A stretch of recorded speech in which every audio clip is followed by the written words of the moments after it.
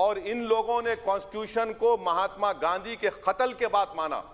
ये फंस गया। देखिए ये बात जो ओवैसी साहब ने की, वैसे तो ये काफी पढ़े लिखे आदमी है, पर देखिए ये बात फैक्चुअली ये गलत कह गए कि महात्मा गांधी की हत्या के बाद संविधान को माना। अरे भाई, महात्मा गांधी की हत्या 30 जनवरी 1948 को हुई थी। संविधान था क्या तब? संविधान की लिखने की प्रक्रिया उसके पौने 2 साल बाद 26 नवंबर 1949 को कंप्लीट हुई और 26 जनवरी 1950 को लागू हुआ। अंजना जी, अभी आपके कार्यक्रम में रेणुका जी कह रही थी ना कि सारे जहां से अच्छा हिंदोस्तां हमारा, लिखने वाला भी मुसलमान था।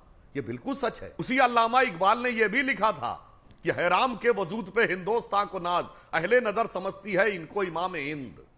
तो चिट्ठी लिखी होम मिनिस्टर ने केंद्र को कि क्यों इसको गिरफ्तार नहीं किया जा रहा है, नाथूराम गोडसे को। उस पर कोई जवाब नहीं दिया गया। अब सुनिए, उसके बाद मैं पूछता हूं कितनी सिक्योरिटी दी गई गांधी जी को उस समय, जबकि देश में क्या भयानक माहौल था और देश के सबसे इंपॉर्टेंट व्यक्ति। और नाथूराम गोडसे का बयान है अदालत में कि मैंने 2 गोली चलाई।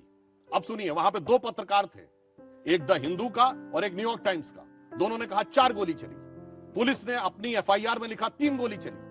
कितनी गोली चली यही तो बता दो भाई। न सिक्योरिटी का पता, उसको छोड़ पहले दिया गया, उसके बाद गोली चली ये नहीं पता।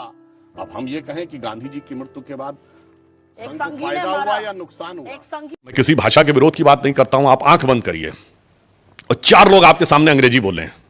3 लोग, एक कश्मीरी या पंजाबी हो, एक बिहारी हो और एक तमिल या केरलाइट हो। आपको आंख खोलने की जरूरत नहीं, आप बता देंगे ये तमिल बोल रहा है, ये बिहारी बोल रहा है और ये कश्मीरी बोल रहा है। क्योंकि एक्सेंट का प्रॉब्लम है, साइलेंट का प्रॉब्लम है, अनसाइंटिफिक लैंग्वेज है। मगर आप आंख बंद करिए और एक संस्कृत का श्लोक बोला जाए तो आप नहीं बता पाएंगे कि तिरुपति बालाजी में बोला जा रहा है, कि कामाख्या में बोला जा रहा है या वैष्णो देवी में बोला जा रहा है। एक और फैक्ट आपको बताता हूं। आप सब ने चंद्रशेखर आजाद, राम प्रसाद बिस्मिल, अशफाक उल्लाह खां का नाम सुना होगा। अशफाक उल्लाह खां और चंद्रशेखर आजाद जी को फांसी दी गई काकोरी के प्रकरण की वजह से। वो जो काकोरी में ब्रिटिश सरकार का खजाना कब्जा कर लिया गया था, उसके लिए। और चंद्रशेखर आजाद जी पकड़ में नहीं आए और उन्होंने लास्ट में अपने को स्वयं को गोली मार दी थी। वो प्रकरण आपको पता होगा। पर आपको पता है कि जब अशफाक उल्लाह खां और राम प्रसाद बिस्मिल को गिरफ्तार किया गया तो उनके खिलाफ सरकारी वकील कौन था? उनके खिलाफ सरकारी वकील थे कांग्रेस के तत्कालीन नेता मिस्टर जगत नारायण मुल्ला। बाद में उनके पुत्र हाईकोर्ट के जज भी रहे। मैं उसमें टीवी डिबेट में था, मैंने कहा, इन महोदय ने कहा कि हलवा अरबी है। अब बताइए, हलवे का सबसे प्राइम कॉन्स्टिट्यूएंट क्या है? शुगर, शक्कर। शक्कर कहां पाई जाती है? जहां गन्ना पाया जाता होगा। गन्ना दुनिया में 2 ही देशों में सबसे ज्यादा पाया जाता है, भारत और क्यूबा। हमने कहा ये जहां की बात कर रहे हैं वहां तो गन्ना पाया ही नहीं जाता। जब गन्ना नहीं पाया जाता तो शक्कर कहां से आई? अब दूसरा कॉन्स्टिट्यूएंट है उसका घी।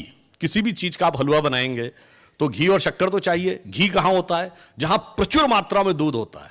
दूध से दही, दही से मक्खन, मक्खन से घी बनता है। अब जहां ऊंट का बूंद बूंद दूध मिलता है वहां कहां से दही, कहां से मक्खन, कहां से घी आया? मगर आप पराधीनता का भाव ये देखिए, हलवा उन्होंने बनाया और हमको खिलाया और हमने मान भी लिया कि उन्होंने ही खिलाया। आज हमें इस विचार से भी बाहर निकल, मैंने एक छोटा सा उदाहरण दिया। शायद युवा पीढ़ी को नहीं पता हो। है या नहीं? जवाब सुनिए। चलिए, युवा पीढ़ी 47 में चीन हमारा पड़ोसी था क्या? बोलिए, ये तो एक लाइन का जवाब है, हाँ या नहीं। चीन हमारा पड़ोसी नहीं था भाई 47 में। तिब्बत हमारा पड़ोसी था। उठा के जाके सन 55 में बांडुंग कॉन्फ्रेंस में वीटो कर दिए कि अगर चीन को नहीं बुलाओगे तो हम आएंगे नहीं। कोई मानने को तैयार नहीं था तिब्बत चीन का है। पर सिर्फ नेहरू जी की वजह से तिब्बत चीन का पता। आज चीन आ गया हमारे पास। पहले तो था ही नहीं, फिर अक्सई चीन में घुस आया। फिर वो सब बातें छोड़िए, वो पुरानी। अरविंद केजरीवाल आपको मनाने आते हैं, कहते हैं कि आ जाओ विश्वास, दोस्त हो तुम हमारे और उप मुख्यमंत्री बन जाओ, तो मान जाएंगे कुमार विश्वास? अभी मजा आएगा ना भिड़ो। वो जो आप कह रहे हैं पहले पता नहीं था, अब कंफर्म है। कंफर्म यह है कि भारतीय राजनीति में कई प्रकार के रोग हैं। जैसे भारतीय जनता पार्टी है, वो मधुमेह है। आप मेहनत कराइए, दौड़ाइए उन्हें, कराइए, थोड़ा करिए तो ठीक स्वस्थ काम करेंगे। कांग्रेस है, वो भारतीय राजनीति में जितने प्रकार के कुमार्ग पैदा हुए उनकी गंगोत्री है, वो कैंसर जैसा है। जी। भारतीय राजनीति में कुछ लोग एड्स हैं जी, जिनका इलाज नहीं पैदा हुआ, उनसे बचाव ही उपचार है।